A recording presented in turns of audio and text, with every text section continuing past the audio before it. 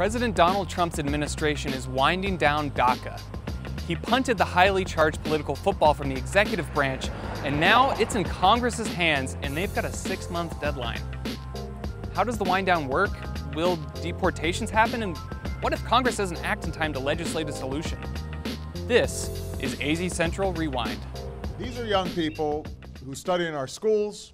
They are Americans in their heart, in their minds, in every single way but one, on paper. President Obama announced DACA, or the Deferred Action for Childhood Arrivals, in 2012. You could hear the frustration in his voice. That's because passing immigration reform is kind of like not trying to spoil Game of Thrones for your one coworker who hasn't seen the latest episode. Spoiler alert, it's easier said than done. When the government does get close, it fumbles. Obama's executive action allowed some immigrants who entered the country illegally as children, often with their parents, to obtain temporary protection from deportation and work permits, which then allowed them to get driver's licenses. It did not give them any legal status or immunity if they committed a crime, and DACA recipients cannot receive federal benefits like welfare and food stamps. DACA was meant to be a band-aid until Congress legislated a long-term solution to the country's immigration issues. And Congress tried. In 2013, a bipartisan group of senators called the Gang of Eight took on immigration reform and passed legislation in the Senate, only to have it never come to vote in the House. During his campaign, Trump ran as a hardliner on immigration and said he would rescind DACA, quote, on day one. And he once called DACA, quote, illegal amnesty. We will immediately terminate President Obama's 2 illegal executive amnesties.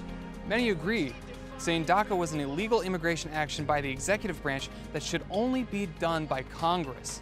But Congress doesn't have a good track record when it comes to immigration. Trump also said this about Dreamers. We're going to show great heart.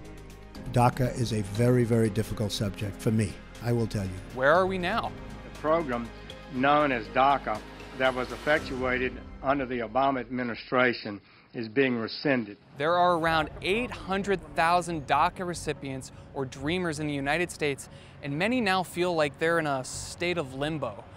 The government has stopped accepting DACA applications, but first-time applicants who submitted their paperwork before September 5th will still be processed. And any DACA permits expiring after March 5th, 2018 will not be renewed.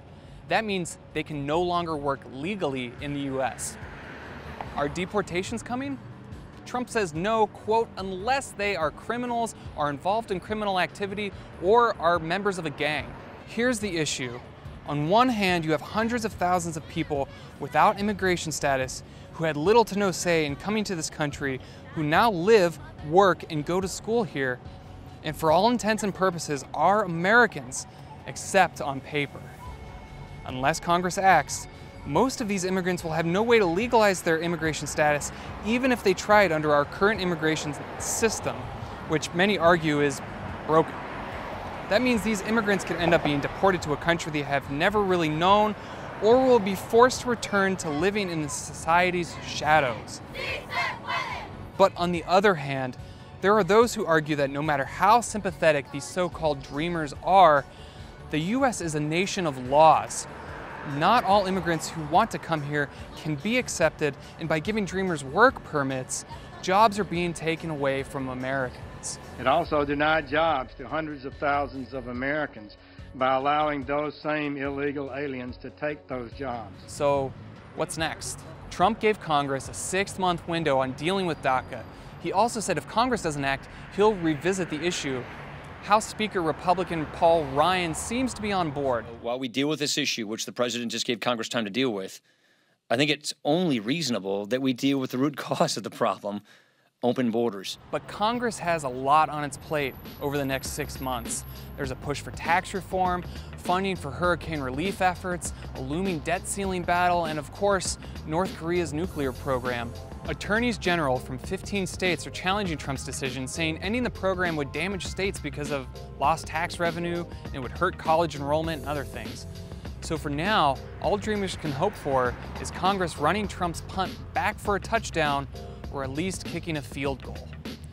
This is AZ Central Rewind, where we listen to your questions about recent events and take a step back from the action to give you answers. Let us know what you think on Twitter or Facebook, and hit us up if you have any more questions. For more, go to azcentral.com.